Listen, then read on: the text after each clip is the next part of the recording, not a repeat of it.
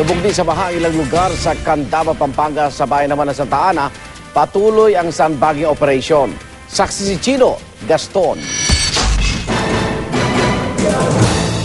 Dinatnat kong abot hita pa rin ang baha sa barangay San Agustin sa Candaba, Pampanga matapos ang ilang araw na pag-ulan. Sa kabila nito at napanganib na magkakasakit dahil sa maruming tubig, nasaksihan kong tuloy pa rin ang buhay ng mga residente.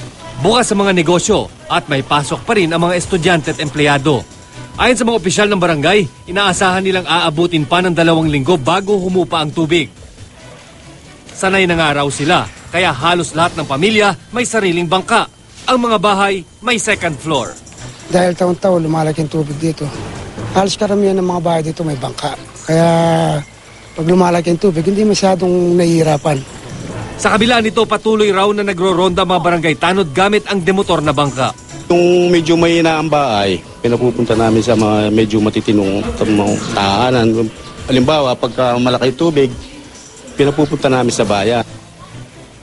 Ang mga inililikas, pinakiusapang sumunod. Pag sinabi mo kasing rescue, para mong ini-spoil dyan eh.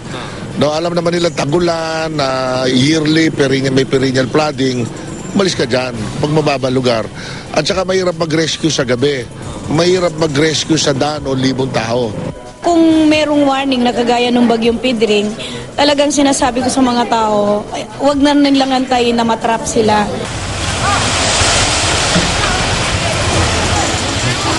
Sa barangay San Agustin naman sa bayan ng Santa Ana, abala ang mga residentes sa paglalagay ng mga sandbag. Bumigay kasi isang bahagi ng kalsada dahil sa matinding pagragasa ng tubig.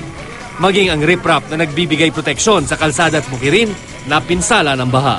May dumating na malaking tubig dito, tsaka yung mga water lily, naklag dyan. Naklag. Tapos dito, medyo hindi pa ganong na-riprap, hindi naunahan dito. Dito bumigay. Ako si Chino Gaston, ang inyong saksi.